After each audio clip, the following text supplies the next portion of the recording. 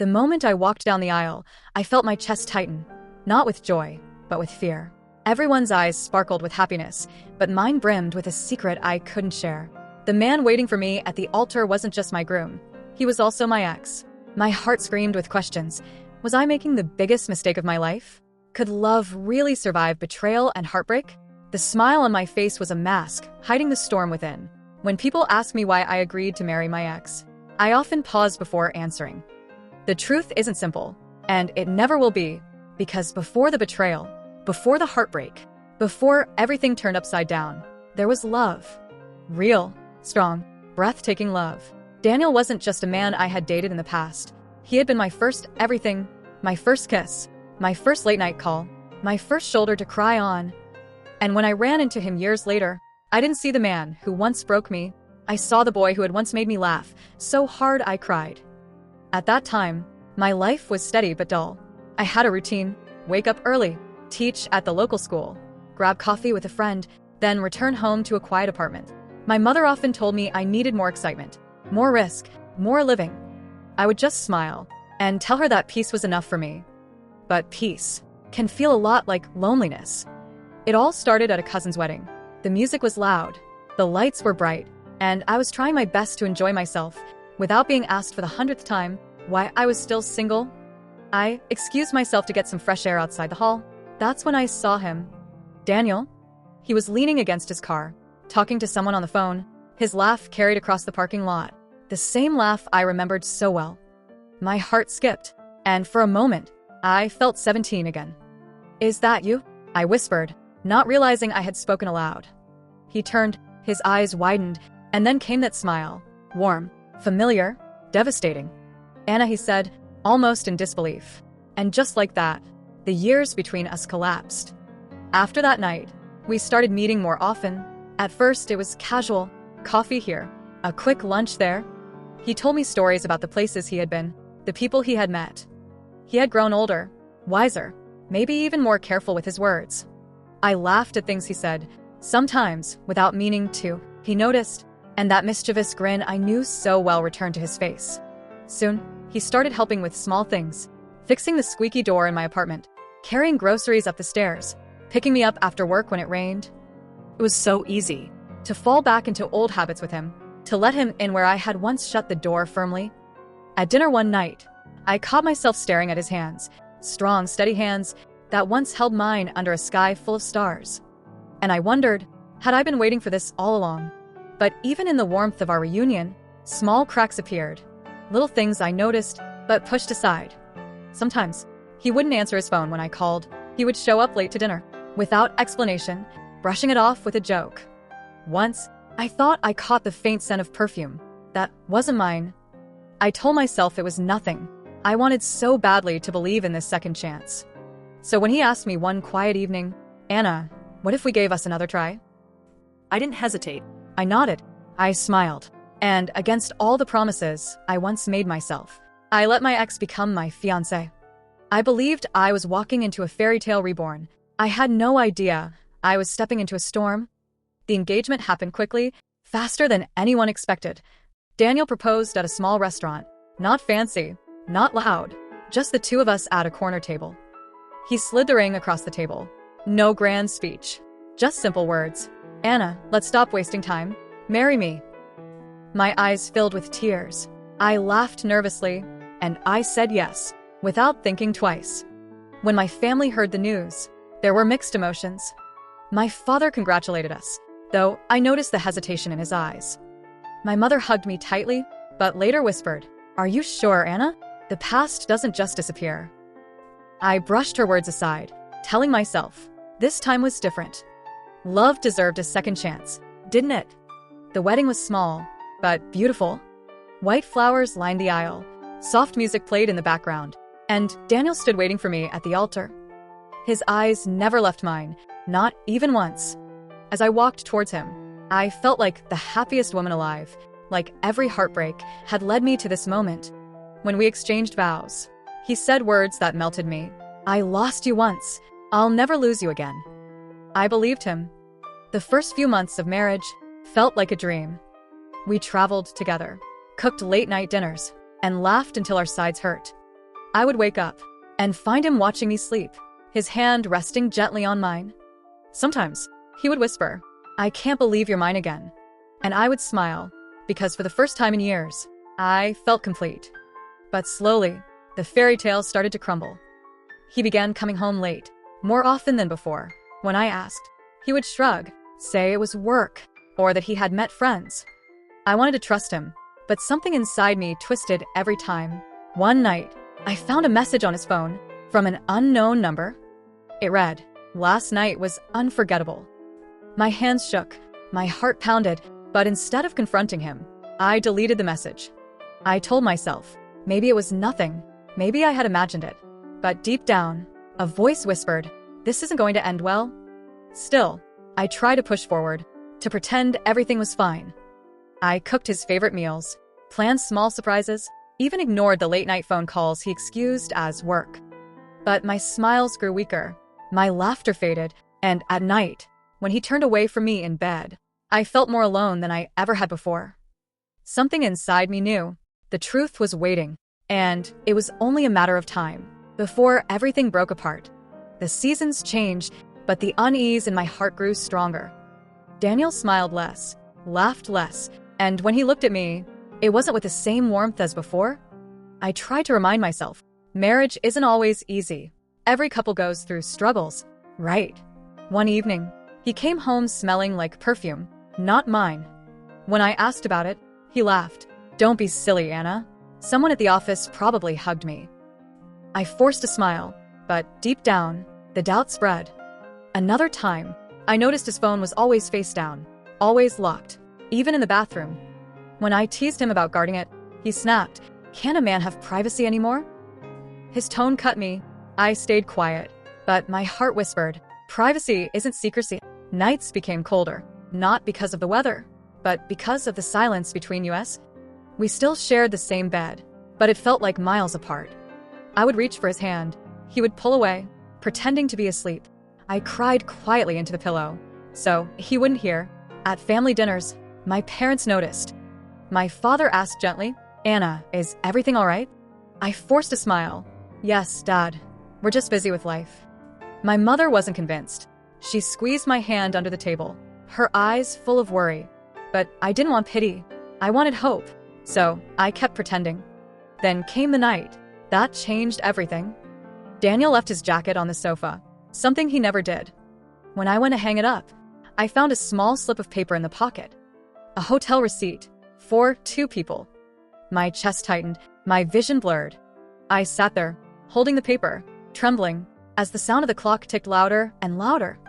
At that moment, I knew the cracks were no longer small. The storm was coming. The next morning, I couldn't look at him the same way anymore. His smile felt fake. His eyes avoided mine. I tried to act normal, but inside, a war was raging.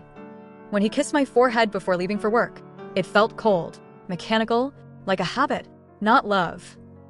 That night, I couldn't stop staring at his phone, lying on the table, buzzing with messages.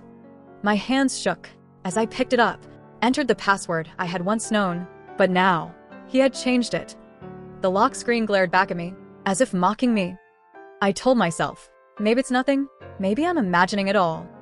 But then, the late nights increased, the excuses grew weaker, and his warmth faded even more.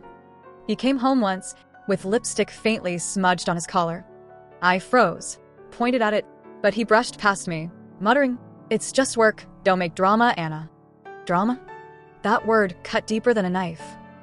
I sat alone in the living room, the silence pressing on my chest, the walls closing in. I thought back to the girl I once was, full of dreams, believing in forever. Now, all I felt was fear and the quiet certainty that something was about to shatter. And deep down, I knew, when it did, I wouldn't be able to put the pieces back together again. The weekend came. We had planned a dinner together, just the 2 of us. I dressed up, carefully, hoping maybe he'd notice me again. When he walked in, his eyes slid past me, straight to his phone. I whispered, "You didn't even look at me." He gave a tired smile. "Anna, you're overthinking again." Overthinking? Another word, another blade. At the restaurant, he laughed at something on his screen, while I sat across, staring at the candle flickering between you. That flame seemed more alive than us. I asked softly, "Do you still love me?" He paused. Too long. Far too long. Then forced a smile. "Of course I do." But the silence between the words was louder than his answer. On the way home, the city lights blurred outside the car window, and I realized we weren't driving back together. We were drifting apart. Every laugh felt rehearsed. Every touch felt heavy. Every promise, a shadow of what it once was. That night, I lay in bed beside him, listening to his steady breathing. And yet, even though he was inches away, I had never felt so alone. It was the calm before the storm, a fragile stillness that whispered in my bones. Something was about to break. It was late evening, the kind of night when the silence feels heavy, when the walls of your home listen closer than people ever do. He had left his phone on the counter, unlocked, careless, as if nothing in the world could shake him. I wasn't snooping. At least that's what I told myself. But something pulled me toward it, a quiet whisper inside me. "Look, just look." My fingers trembled as I lifted the phone, swiped open the screen, and there it was. Messages, dozens of them, from her. Her name, glowing like fire across the screen. "I miss you. When can we meet again?" Last night was unforgettable. My heart stopped beating just for a second, and then it pounded so loudly, I thought it would break my ribs. I scrolled, each message sharper than a blade, each photo, each word, ripping apart everything I thought I knew. And then I saw his replies. "My wife doesn't suspect a thing. You're the one I really want. Being with you feels like freedom." Freedom, that's what I was to him. A cage, a burden, a shadow he needed to escape. I dropped the phone on the counter. It hit the surface with a soft thud, but the sound echoed in my ears, like the world was collapsing. I stumbled back, my legs weak, my breath sharp and broken, hands pressed against my mouth, as if I could stop the scream clawing its way out. He walked in at that moment, smiling, careless, the man I had given everything to. His smile froze when he saw my face, and his eyes flicked toward the phone, lying open, exposed. The truth, dangling in the air between us. "Anna," he whispered, voice suddenly dry. "I can explain." Explain? As if betrayal had a dictionary meaning, as if pain needed translation. My voice broke. "How long?" Silence. I asked again, louder this time. "How long have you been lying to me?" His eyes darted, searching for an escape, like a cornered animal. 6 months, he finally muttered. 6 months, half a year, while I cooked his meals, washed his clothes, loved him with everything inside me. 6 months of me sleeping beside him, while he dreamed of someone else. I wanted to break everything, the dishes, the furniture, his face. But instead, I stood frozen, a statue of heartbreak, my tears the only proof I was still alive. "You destroyed us," I whispered. "You destroyed me." He stepped forward, reaching out, as if his touch could fix the cracks, but I stepped back, away, out of his reach. That was the night I stopped being his wife, and became something else entirely, a woman with nothing left to lose. The days that followed were heavy, a blur of pretending, of plastering on a mask for the world. Friends asked, "Are you okay?" Families smiled. "Marriage is hard. You'll be fine." But no one knew. No one saw the storm tearing me apart inside. I cried in silence, at night, when the house was dark, and the only witness was the ceiling above me. But in those tears, something else began to grow. Not forgiveness, not healing, but fire. The seed of revenge, planted deep in my chest, feeding on the ashes of everything he burned. At first it was just a thought, a whisper. What if he lost everything the way I did? But whispers can grow, louder, sharper, until they become a scream you can't ignore. I started planning, carefully, quietly. Every lie he told, every move he made, I traced them back, like threads on a map. His money, his business, his friends, his lover. He had built a castle of secrets, and I was learning how to pull out every brick. The danger was real. What if someone finds out it was me? The thought haunted me every night, but the fire inside burned too fiercely. I told myself, this wasn't madness, this was justice. And justice was mine to deliver. My first move was small, almost invisible. Rumor, planted in the right ear, at the right time. Did you hear he's been moving money secretly? Strange, isn't it, how he always hides his phone? Whispers, just whispers, but whispers travel faster than truth. By the end of the week, his colleagues looked at him differently, suspiciously. He came home angry, slamming doors, muttering under his breath, "Someone's trying to ruin me." I smiled in the dark, silent, knowing the first ripple had begun. But it wasn't enough. Not yet. The betrayal was too deep, the wound too raw. He had stolen my trust, my love, my very sense of who I was. And now, it was my turn to take something from him, piece by piece. Until nothing remained, the second step wasn't just about whispers, it was about proof. He thought he was clever, hiding his tracks, locking files in his laptop, deleting messages before I could see them. But he forgot. He married the woman who knew him best. I remembered his passwords, the little tricks he used, the way his fingers hovered over certain numbers when he thought no one was watching. And one night, when he was in the shower, steam clouding the glass, I opened his laptop. The truth spilled out, like poison from a broken bottle. Bank transfers, hidden accounts, gifts bought for her, not me. Thousands of dollars, money we were supposed to be saving for our future, for our home, for US. Gone. My hands shook as I printed the files, page after page, a trail of betrayal, signed with his name. I tucked them away, in a place he would never look, the bottom of my mother's old jewelry box, buried beneath velvet and dust. That night, as he lay beside me, breathing softly in his sleep, I stared at the ceiling. The thought of exposing him burned in my chest, but not yet, not now. Revenge was a dish I wanted to serve slowly. The next day, I tested the waters. I asked him about the money, casually, as if it was nothing more than curiosity. "Have you been moving money around?" I asked, stirring sugar into my tea. He froze for a moment, just a flicker, but I saw it. "No," he said quickly. "Why would I do that?"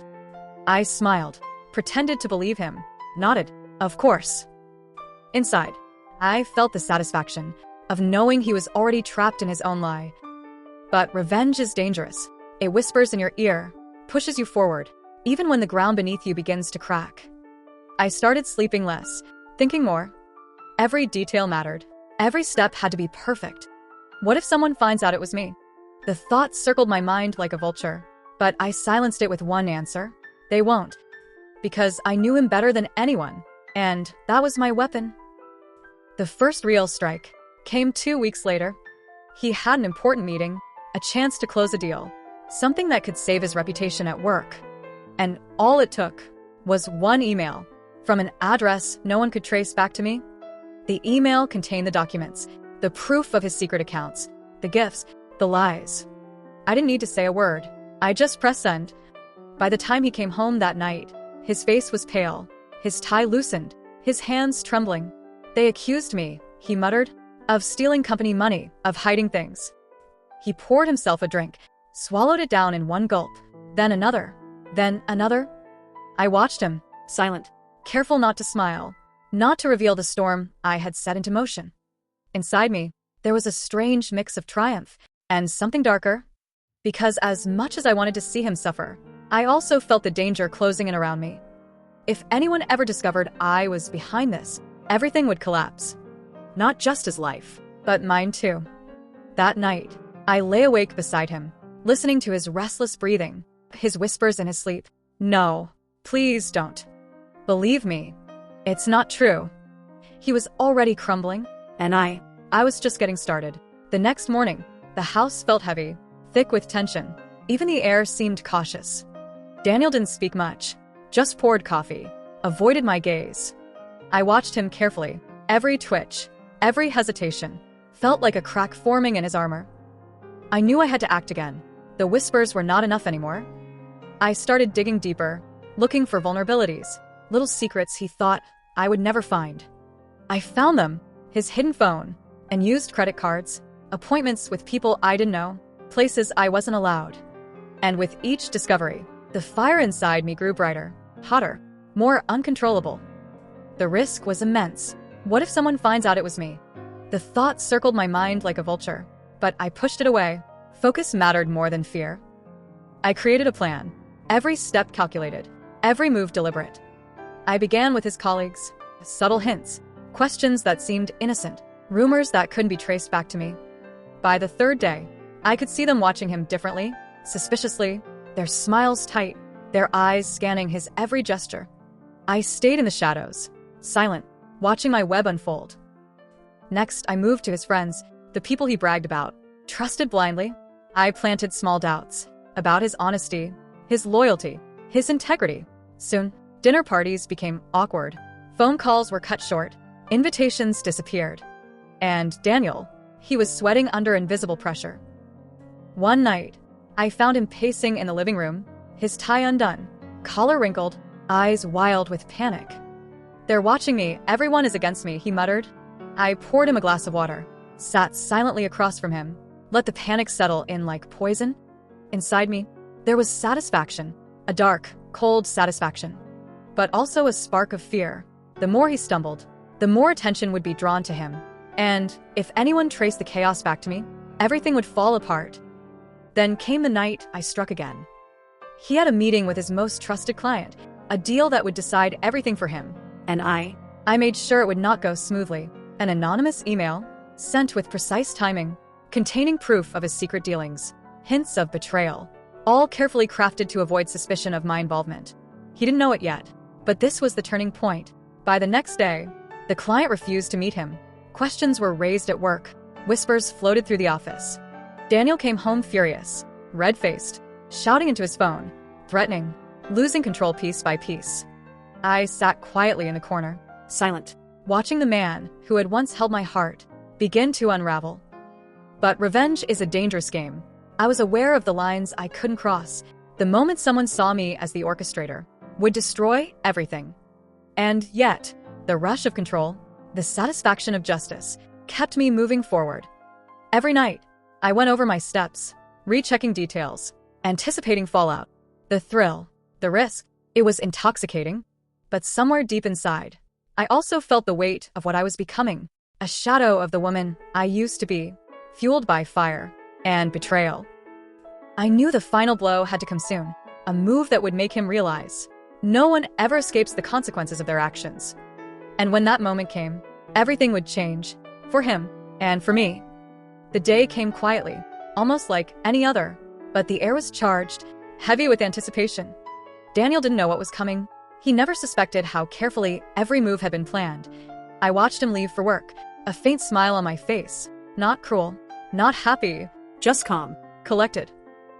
I checked everything twice, the documents, the emails, the messages I had prepared to expose him. Timing was everything. That afternoon, I sent the final set of proof to everyone who mattered, friends, colleagues, family, and then I waited. The first calls came minutes later, his colleagues asking questions, voices tight with suspicion, whispers traveling faster than fire. I stayed in the background, silent, observing the ripple of chaos I had created. By evening, Daniel returned home, his face pale, hands trembling, the air around him thick with panic. He dropped his bag on the floor, didn't speak. I poured myself a glass of water, sat across from him quietly, waiting for him to crumble under the weight of what had just happened. "You did this," he finally said, his voice low, trembling, full of fear. "I told you not to lie," I whispered, calmly, each word deliberate, cutting deep. "I told you not to betray me." He looked at me, eyes wide, shocked, realizing finally he had underestimated me. "You, how?" he stammered. I didn't answer. I let the silence speak. I let him imagine the work it took, the planning, the patience. By that night, the exposure was complete. His colleagues confronted him. Family members called. The lies, the hidden accounts, the gifts and messages. Everything laid bare. He turned to me, beseeching, begging, but the words couldn't undo the proof. "Anna, please, I can fix this. You don't understand. It's not what it looks like." I shook my head, slowly, deliberately. "No," I said softly. "No more lies. No more betrayal. You will feel what it's like to lose everything you thought you could hide." He sank into the chair, head in hands, defeated. And for a moment, I felt a flicker of satisfaction. Cold, sharp, but satisfaction nonetheless. I knew this wouldn't fix the past. It wouldn't erase the months of pain, but it would make him see the cost of betrayal. By the next day, The news had spread further, his reputation fractured, friends distant, clients hesitant. And I was still standing, calm, watching the storm I had unleashed. The risk had been enormous. What if someone finds out it was me? That thought never left me, but now, the victory outweighed the fear. That night, I sat alone in the living room, the city lights flickering through the windows, the quiet hum of the apartment around me. I realized revenge was a powerful weapon, but it came with a cost. Because as much as he had suffered, I had changed too. No longer just the woman he had betrayed, I had become someone sharper, more careful, someone who would never allow herself to be broken again. And as I closed my eyes that night, I knew one thing with certainty. I had survived betrayal. I had claimed my power, and in the wreckage of his lies, I had found myself again. The days after were quiet, eerily quiet. Daniel stayed home more than usual, avoiding calls, avoiding friends, avoiding me. I didn't gloat. I didn't need to. The chaos I had unleashed spoke for itself. I walked through our apartment. Rooms once filled with laughter now felt hollow. The air heavy with memories of promises broken, of trust shattered. I touched the dining table, the place where we had first kissed as husband and wife. Memories pressed against me like weight, soft, cruel, familiar. I began to rebuild my life slowly, one piece at a time, each day reminding me I was no longer the same woman who had believed in blind love. I started spending time with friends, people who had supported me, even when I tried to hide the pain. I laughed again, quietly at first, then more freely. But the scars remained. Even in moments of joy, a thought would strike like a ghost. The memory of betrayal, the cost of revenge. I wondered sometimes if he had learned anything, if the pain he felt would stay with him, or if he would move on, unchanged, blind to the lives he had damaged. I didn't hate him anymore. Hate is heavy, and I had carried enough already. Instead, I felt a quiet strength, a clarity I had never known before. I learned that revenge can taste sweet, but only for a moment. The longer you hold it in your heart, the longer it burns. And now, I chose to let go, not because he deserved forgiveness, but because I deserved peace. I started new routines, cooking meals that nourished me, walking in the park at dawn, reading books that made me dream again. The past was still there, in photographs, in shadows, in the quietest moments of the night, but it no longer controlled me. I looked at myself in the mirror one morning, and for the first time in months, I saw a woman who had survived everything, who had fought with fire, and come out stronger. I whispered to my reflection, I am enough. I am whole. I am free. And in that moment, the storm finally passed, leaving me with the truth I had been searching for all along. That love is precious, trust is sacred, and self-respect is everything. I didn't need him to apologize. I didn't need him to change, because I had changed already, and that was the ultimate victory. Sometimes at night, I still think of him, the man I once loved, the husband I once trusted. And sometimes, I feel a flicker of sadness, a quiet ache in my chest. But then I remember the woman I became because of it, stronger, wiser, unbroken. And I smile, because nothing he did, nothing he took, can ever steal that from me. The city lights flickered through the blinds, casting long shadows across the apartment, each one sharp, like the memories of the months he had betrayed me. He walked in casually, unaware, completely unaware, that tonight would change everything. I sat at the table, documents and printed messages laid neatly in front of me, a silent army of proof waiting for deployment. He looked at me. Anna, what's going on? He asked casually, voice light, unaware of the storm. I didn't answer immediately. I let him stew in the silence, the quiet pressing down like a vice. Open your eyes, I said finally. He glanced at the folder, eyebrows furrowed. Then his eyes widened, and I knew the first cracks had begun. I leaned forward, voice low, deliberate. This is everything. Every lie, every secret, every betrayal. He stumbled back, hands shaking, trying to process what he saw. You can't, he whispered. You can't be serious. Oh, I'm very serious, I replied calmly. You destroyed me piece by piece. Now it's your turn to feel the weight of it. He tried to snatch the folder. I pulled it back. Not yet, I said. Patience is part of the lesson. He paced, the confident man I married, now fraying at the edges. Why are you doing this? He finally demanded. Because someone has to remind you what it means to betray trust, I said quietly. I opened my phone and sent copies of the documents to his colleagues, friends, and family, each email carefully worded, each message timed perfectly. The chaos began immediately. Phone calls buzzed endlessly. Questions were asked. Conversations paused mid-sentence as whispers spread like wildfire. He sank to a chair, a head in hands, shaking, muttering, his empire of lies collapsing before him. "You think this will destroy me?" he spat, voice cracking with panic. I shook my head slowly. "No, I know it will." He looked at me, eyes wide. "Anna, how did you? You never gave me a chance to trust again," I replied. Outside, the city went on, but in this room, time slowed, everything held in suspense. I watched him falter, colleagues calling, clients questioning, friends avoiding him, each ripple I had planned, now hitting perfectly. He turned to me, voice trembling. "What will you do now?" he asked, broken. I leaned back, calmly, and smiled faintly. "Now," I said softly, "now I rebuild. I live. I move forward." He slumped further, eyes downcast. No anger left, only realization. That control had left him entirely. I walked to the window, city lights reflecting in my eyes, breathing in the night air, feeling the cold, sharp clarity of power regained. For months, he had tried to control me, lie to me, betray me, break me. Tonight, he learned something he would never forget. And I learned something too. Revenge is heavy. It burns you as much as it burns them. But when done carefully, it can be just enough.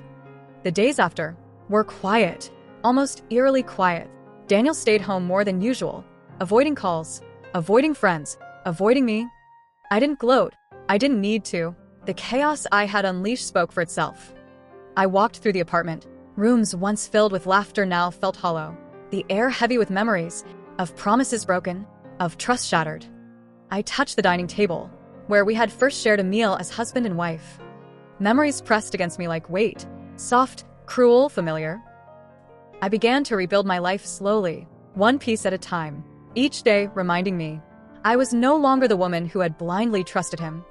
I started spending time with friends, people who had supported me, even when I tried to hide the pain. I laughed again, quietly at first, then more freely, but the scars remained. Even in moments of joy, a thought would strike like a ghost, the memory of betrayal, the cost of revenge. I wondered sometimes if he had learned anything, if the pain he felt would stay with him, or if he would move on, blind to the lives he had damaged. I didn't hate him anymore. Hate is heavy, and I had carried enough already.